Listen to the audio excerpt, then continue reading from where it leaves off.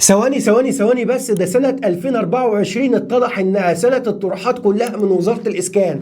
النهاردة طرح جديد تاني بس القطع اراضي. يبقى احنا عندنا شقق وعندنا اراضي وعندنا طروحات في الداخل وطروحات في الخارج، يعني كل المصريين يقدروا يقدموا. النهاردة نزل طرح جديد لقطع اراضي مسكن من وزارة الاسكان، يعني بنختم نهاية 2024 بكل الطروحات اللي تمتلكها وزارة الاسكان. نزل النهاردة 8521 قطعة أرض، ونازلة إسكان متوسط وإسكان متميز وإسكان أكثر تميزا. ونازل فين؟ نازل في 20 مدينة على مستوى الجمهورية، يعني أغلب المحافظات والمدن، وكمان تحديدا المدن اللي عليها طلب كبير جدا جدا نازلة في الطرح ده. تعالوا بينا بقى بدون كلام كتير ندخل في الكلام في المفيد ونشرح كل حاجة عن طرح قطع أراضي مسكن رقم 5. بس انزل اعمل اللايك الجميل بتاعك للحلقة ويلا بينا مع هاني الخميسي.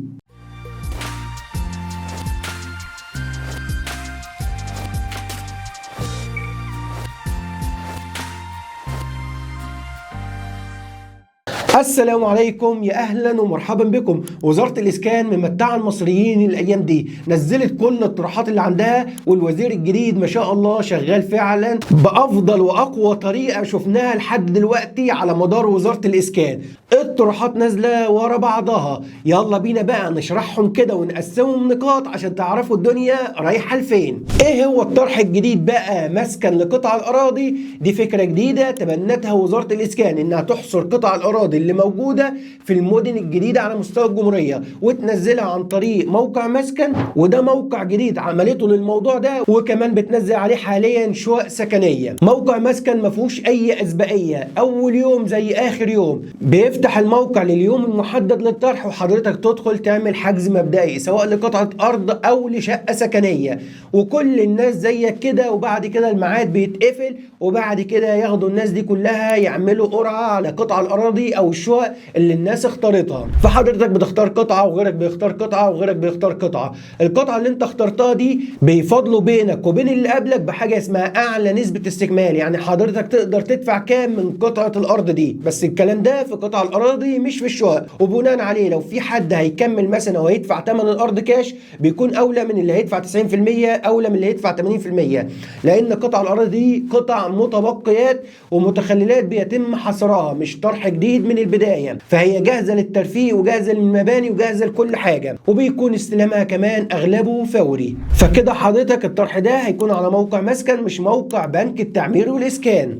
اما طرح اراضي مسكن بقى اللي اعلنت عنه وزاره الاسكان رقم 5، نازل فين؟ نازل في 20 محافظه او مدينه على مستوى الجمهوريه. نازل فين بقى يا صديقي؟ نازل في مدينه بدر والعاشر من رمضان والشروق والعبور وكمان 6 اكتوبر وحدائق اكتوبر. ونازل في الفيوم الجديده وبني سويف الجديده والمنيا الجديده واسيوط الجديده وناصر الجديده وكمان اخميم الجديده وسوهاج الجديده وغرب قنا وطيبه الجديده. مش بس كده، ده نازل كمان في برج العرب الجديده ونازل في مدينه السادات.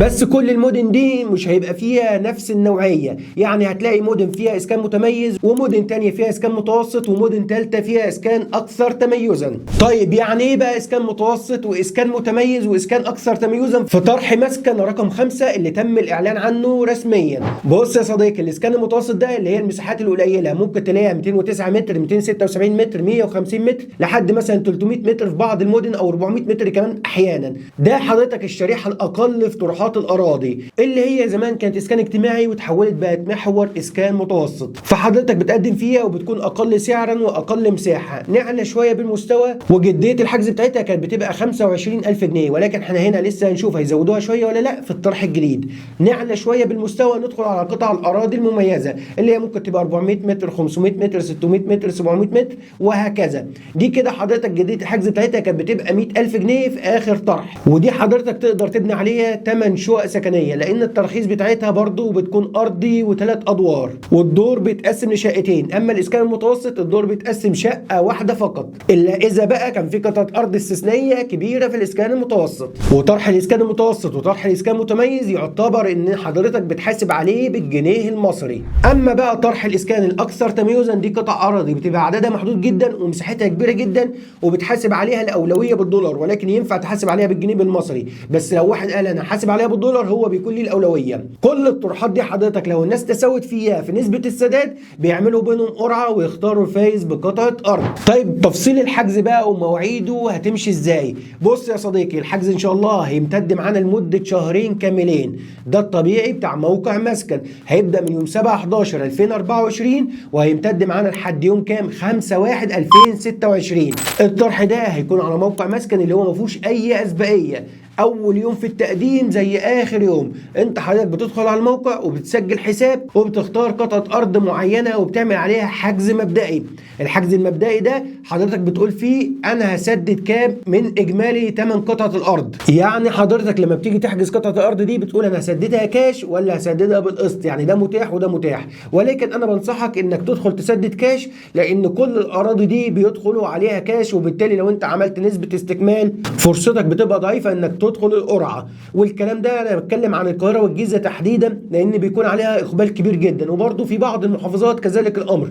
اما فيها المحافظات بيبقى الاقبال عليها قليل فممكن تدخل فيها بنظام استكمال والتقسيط، ولكن حضرتك اغلب الناس دلوقتي بتدخل على الطرح ده بتقول انا هسدد 100% من ثمن القطعه، وحضرتك بتاخدها وبعد كده بتبني عليها ان شاء الله البيت بتاعك او الفيلا بتاعتك وربنا يبارك لك فيها. طيب بقى لو الناس عايزه تعرف تحديدا قطع الاراضي الاسكان المتوسط اللي هي اقل شريحه نازله فين وعددها كام؟ قطع الاراضي الاسكان المتوسط نازله بعدد 3678 قطعه ارض، ولو قسمناهم مع بعض كده نازل 223 قطعه في غرب قنا، و31 قطعه في اسيوط الجديده، وعدد ما شاء الله 1270 قطعه في مدينه السادات، و60 قطعه في مدينه بدر، و150 قطعه في مدينه بني سويف الجديده. وحدائق اكتوبر بقى اللي الناس كلها كانت بتستناها وبتسال عنها نازل فيها 122 قطعه ارض اسكان متوسط، وطيبه الجديده نازل فيها 204 قطعه ارض، والمنيا الجديده نازل فيها 495 قطعه ارض. واخر حاجه مدينه كل الناس برضو مهتمه بيها، مدينه برج العرب الجديده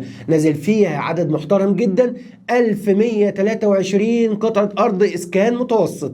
ودي كده المدن اللي نازل فيها اسكان متوسط فقط قطع اراضي اللي هي اقل شريحه، واللي اخر جديد حجز ليها كانت 25000 جنيه. هنشوف بقى الايام اللي جايه هتكون بكام ان شاء الله، وهنشرح لكم كل حاجه. ولو حبينا نتكلم بقى عن تفاصيل قطع الاراضي الاسكان المتميز نازله بعدد 4747 قطعه ارض، وتحديدا 159 قطعه ارض في اخميم الجديده، و129 قطعه ارض في سوهاج الجديده. اما مدينه قنا الجديده نازل فيها 149 قطعه ارض، ومدينه الفيوم الجديده نازل فيها 66 قطعه ارض، ونازل 417 قطعه في مدينه ناصر الجديده، و298 قطعه ارض اسكان متميز في اسوان الجديده، ونازل 321 قطعه ارض في ملاوي الجديده. ومدينه العاشر من رمضان في الشرقيه نازل فيها عدد محترم جدا 1270 قطعه ارض اسكان متميز. واخر مدينه واخده نصيب الاسد في الطرح ده نازل 1938 قطعه ارض في مدينه السادات، قطع اراضي متميزه. واخر حاجه بقى قطع الاراضي الاكثر تميزا نازله 96 قطعه ارض. نازله فين الاراضي دي وعددها كام؟ نازله في مدينه 6 اكتوبر لوحدها 87 قطعه ارض، وسبع قطع اراضي في مدينه الشروق، وقطعتين بس في مدينه العبور. الطرح ده يا صديقي اي حد يقدر يقدم عليه، طرح اراضي مسكن رقم 5، بشرط وحيد ان حضرتك ما تكونش استفدت قبل كده في نفس طروحات مسكن. اي طرح قبل كده بقى سواء شقق او اراضي او اسكان اجتماعي او اي حاجه تقدر تقدم في طرح اراضي مسكن مفيش مشكله، وده وفقا لاخر شروط كانت نازله. لو حدثوا اي حاجه هنشرحها لك بالتفصيل باذن الله، وتابع معانا الحلقات اللي جايه. ولو حبيت نحجز لك قطعه ارض او شقه اسكان اجتماعي سكن لكل المصريين، او اسكان متوسط سكن مصر ودار مصر وجنه، تقدر تتواصل مع فريق العمل على الرقم اللي بيظهر معاك دلوقتي على الشاشه. وبس كده يا صديقي، نقول لكم دمتم في رعايه الله وامنه، والسلام عليكم ورحمه الله وبركاته.